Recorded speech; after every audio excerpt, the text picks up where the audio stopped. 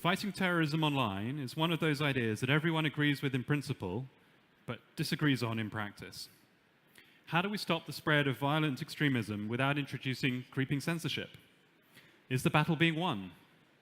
To discuss, please welcome from the Intercept, Sam Biddle, the CEO of the Institute of Strategic Dialogue, Sasha Havlicek, 20-year veteran of the FBI and now cybersecurity boss at Aon, James Trainor, and Chief Software Security Officer at Intel, Snyder.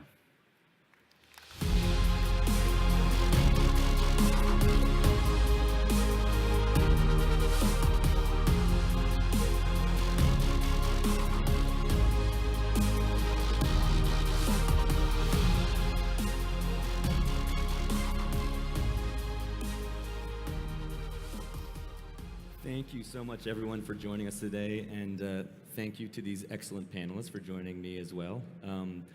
Let's get it started. It's undeniable that technology has advanced in the past year, in the past 5 years, in ways we couldn't have fathomed. But why does it feel like things online, in computers, in our devices, are getting scarier and more dangerous and more complicated? Why is the defense not matching pace with the offense? I'm curious what any of you think about that. So, please. Even though we get better at securing our technology, we get better at building platforms that make it easier to secure the technology we build on top of them, offense also gets better at finding ways around the mitigations that we develop. So it's going to be a constant battle, but on the bright side, we're not just playing whack-a-mole, trying to chase issue after issue. We are developing broad categories of mitigation. We are developing ways that make it easier for folks who are building on top of these technologies to leverage security mechanisms from the underlying platform. So without knowing a whole lot about how to develop secure applications, technology developers are able to leverage these mechanisms to secure the systems that they're building on top of these platforms. Would you say that a variety of drivers of increased cyber risk, so not the least of which is more connectivity, particularly with IoT, and in the coming years, we're talking about going up to potentially 20 billion or plus devices. So greater connectivity, more data in size, the evolution of cryptocurrencies, the evolution of cybercrime and the various threats make folks feel more vulnerable, and the risk to companies obviously are significant that we've seen over the last several years. I think it's just that bad actors have realized quite early on that this is a treasure trove. It's a toolkit that gets them a lot of what they want. So they're able to use the internet in a number of different ways. When we're talking about terrorists, they use the internet to propagandize, to get share of market ideationally. They use it to raise money. They use it to operationalize attacks. But it isn't just terrorists. We've got a whole range of bad actors that have realized that this is a space, in a sense, open for them to abuse. And they are activists. They're sort of disproportionately activist. And I think they were early adopters of these technologies. And actually, I think we've all been on the back foot in understanding how big a threat that has been. Do you think bad actors have expanded their capabilities, or it's just a matter of us in the media reporting on it more? Well, it depends on what bad actors. What we see now is a combination of state and non-state actors, often coordinating to some extent in order to have political impact, in order to mobilize violence. And we see that that's working in a number of different contexts, whether it's in electoral context, whether it's in the context of hate crime, which has been monumentally on the rise in almost every market around the world, and of course terrorism. So they're mobilizing quite effectively. I think we've seen governments focus heavily on obviously things like terrorist financing. The cybersecurity space, I think, is doing a great job. The challenge, in a way, is this ideational piece, the propagandizing, the reaching out to people and mobilizing them, recruiting them. And for free and open and democratic societies, I think that's the big, big challenge. Governments have focused a lot on the removal of content in terms of terrorist propaganda, and there's been big moves in that direction, but it's a much more complex space. Sure. Jim, you come from decades of government service. Window, you have many, many years of corporate work in the security space. Whose responsibility is it to keep us, the users, the citizens, safe, ultimately? I'm pretty agnostic about who the attacker is. If I'm building a secure system, I'm building it to be secure against anyone. I don't care about the motivation for the attack. I care about making the platform or the technology resilient to people who are not intended to have access to that system. I think it's more effective to build this way rather than to try and say this type of actor we're trying to keep out with this sort of skill set, because that skill set's going to change over time. The information that they have access to will change over time. So if you're trying to build a technology or a platform or system to be resilient for the long term, then it needs to be agnostic to the attacker. Yeah, I would think it. My position is cyber is a team sport, meaning that it has to be industry, it has to be government. Industry will continue to evolve and create wonderful products, and I think in the cybersecurity space, in particular, you see a lot of innovation, and you'll see some disruption in that market, particularly because of the consolidation of features into online platforms. Government has to do a better job of establishing cyber norms. Also, doing more disruptions that there are consequences for perpetrating this activity, whether you're a terrorist or whether you're a hacker.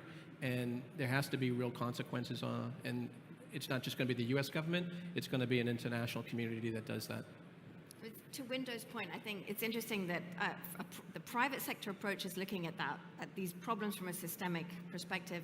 Governments have actually done something else. They've come to the companies and said, oh, first, we've got this massive problem of child sexual exploitation, deal with that. Then the terrorism challenge started to emerge, and now deal with that. Now the hate speech piece, deal with that. Now electoral interference. Actually, what we see is, requests coming at the companies to deal with these issues, and an entire sort of sector working in silos on these individual problems. And we do desperately need to be working in a much more coordinated way across these harms. And actually, what we desperately need is some kind of forum, a governance platform that engages civil society, that engages governments, that engages the private sector in a way, because these are complex challenges. It's one thing when you're talking about the removal of, let's say, a beheading video. Branded violent content is in a way an easy problem to solve, and certainly the companies, the major companies have done a lot to make sure that all of that's removed fast. Even though there was pushback early on, they've done huge amounts. They've established the Global Internet Forum on Counterterrorism. They're sharing, hashes around that content. They're doing a lot to remove it. But the wider space, the gray area of content, which also exists in terrorist terms, so non-branded, non-violent terrorist recruitment content actually is often the most effective. But that gray area challenge, which applies to the hate speech space more broadly, is a massive problem for us. And I think any approach is not complete if it's only about removal. We have to be thinking about competition strategies. We have to be thinking about longer-term education investments. Those are some of the things I think that one can do a lot with the major companies on. But the thing that nobody's really looking at in a big way is the wider ecosystem. So all the focus, all the attention has been on the major platforms, but actually this, of course, has already migrated off into, smaller platforms. An alt tech space has emerged as the big companies have started to try and moderate and remove the bad actors progressively more and more. They are fleeing into their own spaces. They're creating their own tech ecosystems. That's something we need to be really aware of and respond to. I mean, at the same time, Twitter is basically Amazon for neo-Nazis. It's, you can't escape the white supremacists anywhere on the web. And Twitter seems to have been doing a pretty poor job of taking care of that. I wonder how much we should be looking to them to solve this or any problem. But I also worry about asking the government to step in and start banning people from a social network. There doesn't really seem to be a good answer, whether we're talking about, cybercrime is a law enforcement issue, but pushing cyber criminals off of the internet also gets into speech and free expression issues. And I personally don't have a solution to this, which is why I'm here with you smart people. Is this just intractable? Give me some hope. Well, the large focus, again, was on Islamist terrorism. For a long time, the far-right problem didn't receive the attention that it really deserved. And now we see, I think, finally the penny dropping on how big a challenge this is, not only in terms of hate crime and wider mobilization, the mainstreaming of these attitudes, polarization and so on, but also in terms of extreme right terrorism. Just yesterday we had a potential attack on Macron. This is happening, 5 thwarted far-right terrorist attacks in the UK. This is going to be a much bigger problem, I think, over the coming period.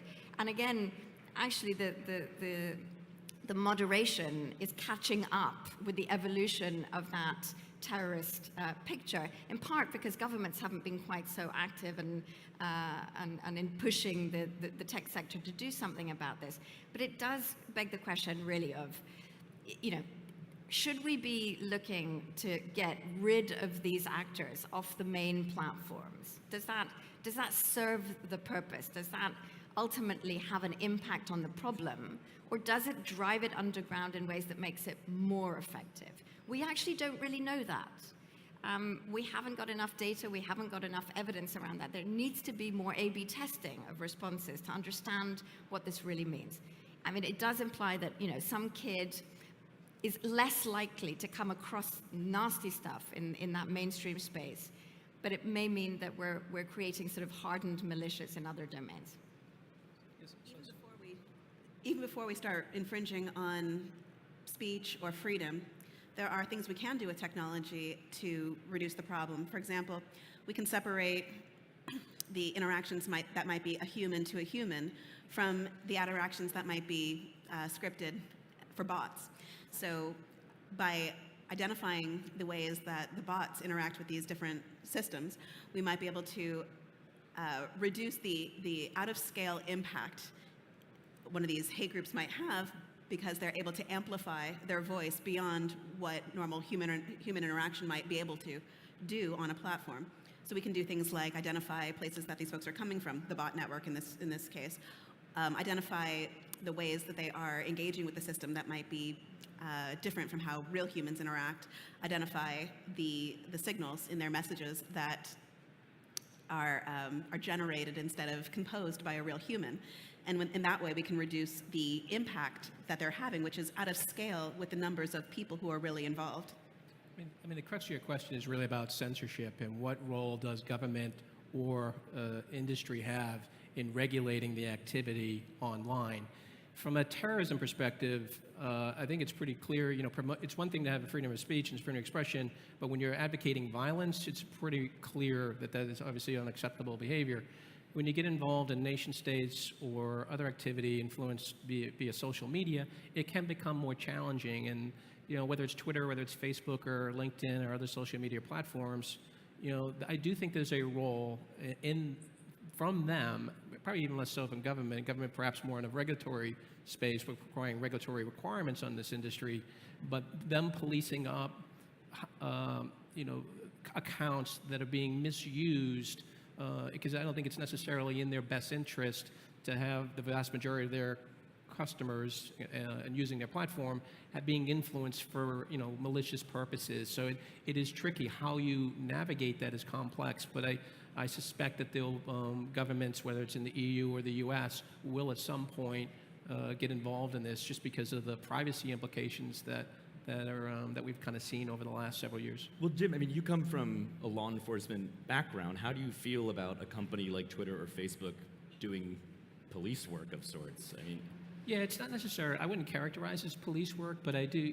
They have terms of service, and it's and we see this particularly, say, in financial services industry, which is heavily regulated, and knowing your customers and ensuring that those accounts are not being used to money launder or other kind of financial fraud kinds of things is important, and the industry has actually thrived over years. clearly in the social media space, it's far less regulated. Now, it's not an apples-to-apples comparison, but I do think there's a corporate responsibility to ensure that their infrastructure is not being used for malicious purposes. How that is established is still to be determined, but I do think it's fundamentally that's where, kind of the way I view it. Just to Windows' point about bots, the sort of distortion, if you like, of speech in the online world, I think that's a really, really important point. And being the companies looking at basic cybersecurity measures that can cut down on some of that distortion, I think, are very important. But it raises another question, which is really around algorithmic design and transparency. Product design, some of the things that enable us to fall into spaces that feed us content in a way that may not be transparent, may not be organic for us. And I think that there is a bigger conversation to be had on transparency in that context, because this is where, of course, influence really happens. Well, are you comfortable with an algorithm deciding who might be potential terrorist or? No, that's not at all what I mean. But Yeah. what I mean is that we, in terms of echo chambers, in terms of filter bubbles, when young people fall into these spaces unknowingly, they can be disproportionately influential. And I think those are the sorts of conversations that we need to be having in terms of essentially this not being a question of free speech, but distorted speech or a distorted environment in terms of speech. And that I think we haven't really started to address in a big enough way. Jim, you mentioned the word privacy. It occurs to me that one of the biggest changes over the past 5 years is the real explosion of consumer encryption and of consumer privacy tools that are quite strong. People have an interest in communicating securely and privately like they haven't in years past. That presents a challenge for law enforcement. On the other hand, we want to be able to talk without anyone eavesdropping. Can you talk about that tension, whether it needs to be a tension, or which side you lean towards? I think I might guess which side you lean towards, but I don't want to. I don't want to pigeonhole you. You might be wrong. You may be wrong on that. It's always going to be that tension between privacy and security.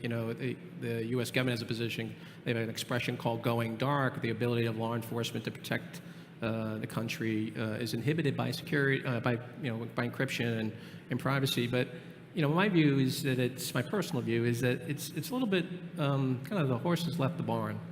Encryption's there, technology's there.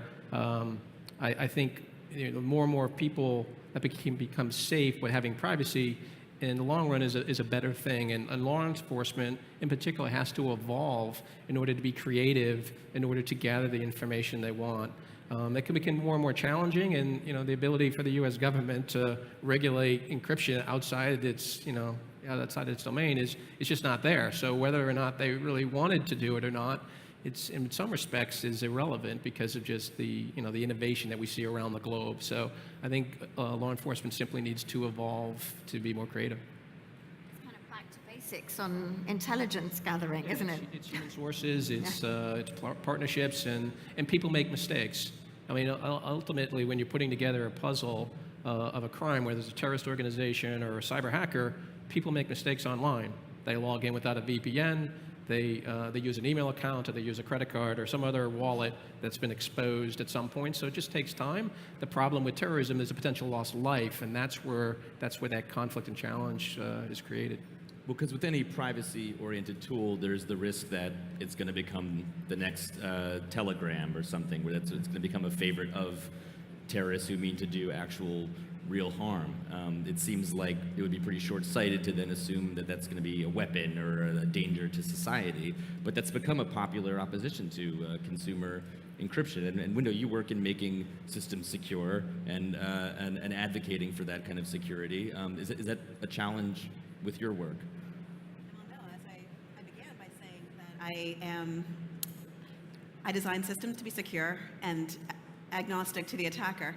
And if that attacker happens to be law enforcement or government, then that's potentially a problem for them. But if you're building technology that's going to be used by a global audience, then it's important for your users to feel confident in the technology that you build and not feel like under some circumstances, some partner has special access into it. That would undermine the ability to be a trusted technology provider to all your different customers. So I don't think it's really practical for governments to perceive this to be an opportunity for them, because it would undermine their technology economy Right. to create an environment where the rest of the world can't trust the technologies that you build. If you build a secure technology, it should be secure for all potential attackers, and it should protect the information, the connection, the integrity of the system for the users that are using it, and for all others. No matter who they are. No matter who they are, they Yeah. should be excluded from access. Right. Sasha, where do you come in on the on the privacy? On the privacy, Yeah, on the yeah. privacy issue, well, again, I think we tend to look at this only from either from a sort of legislative and restrictive perspective. And I see this slightly differently. We work on extremism and radicalization and recruitment. And ultimately, what we desperately need is to mount a proportional response. The machinery that extremist groups have in place in order to get their messaging out, to engage people, to recruit them into their groups and to their causes, we haven't matched yet in the counter space. We're working with companies like Google and Microsoft and Facebook to try and if you like, upskill and upscale the civic response to these challenges. What we genuinely need is to use all the tools in the toolkit to mobilize a competition so that those kids have an alternative. And that hasn't been done enough yet. And then finally, I think long-term, we desperately need education, a sort of broad-based digital civic citizenship education, because all of these issues, whether it's fake news and propaganda, terrorism, extremism, all of these things that we're now, there's a sort of barrage of this stuff online. We desperately need to equip ourselves to be resilient to that, to understand what it is, to understand what it looks like. We tend to think that digital natives know what that is, but they are the least likely, for instance, in all the studies out there, to be able to tell truth from falsehood online. We desperately need universalized digital citizenship education. If we want to get proactive and ahead of the curve, that needs to be in place. We're doing some great work in that space with companies like Google. This is where I think the internet companies, the tech sector at large, needs to be investing. And of course, it needs to be investing in future-proofing that education, because the technology is changing every millisecond. How do you find how do you stop someone from being radicalized without watching everyone? I mean, it seems like some of this sort of proactive, preventative stuff would require some degree of surveillance, at least algorithmic watching. I wonder how you protect someone's right to have a conversation without Facebook monitoring it, balanced against public safety. It's a big challenge. I mean, we work only with publicly available data, and we're not asking for more than that. And there's a lot of this stuff which is just people posting stuff on their public sites, gives you a sense of what they're thinking and what they're trying to do. We're engaging with those people way too little. We've done a sort of scaled program of direct engagements with people who are expressing extreme violent views on a systematic basis, and extraordinarily, the rate of response and then the rate of sustained engagement with those individuals is extremely high. You can do quite a lot in terms of outreach. In a sense, we're taking what we know can work effectively offline into the online world. We need to be doing much more of that. This is not the prevention of terrorism. This is potentially risk reduction over time. But ultimately, it's also the sort of civic edification of our populations. We need to be, anyway, bolstering, in a way, the broader counter-narrative to these movements of hate and division. That's desperately needed now. So you see this as an offline problem as much as an online problem? Of course. You're nodding, Jim. Yeah, so I think from the FBI's perspective, it's something called homegrown violent extremists, these HVEs, and where they're radicalized. And in many respects, they're self-radicalized. They're in forums. They see postings of radical positions and the promotion of violence. But you're in your house, you're on the computer. Your ability for government to be aware of that is challenging. So it's really about having tripwires. It's really about outreach. It's really about the community coming forward when they see things of concern to bring that to the attention. We can, there's a technology component to that, but that's not going to work. And there's obviously some privacy implications to that. So it's got to be more of a kind of a comprehensive solution to prevent the radicalization and preventing violence. And if I may, Last just word, the Sasha. last word on that. It isn't. I don't believe that government should be doing that. That is a civic function, and so this is about civil society, communities, credible voices being enabled and empowered to do that work. Terrific. Any last words, anyone? We're about to get run off the stage. All right, please give our friends here a round of applause. It's terrific. Thank you, guys. And thank you all.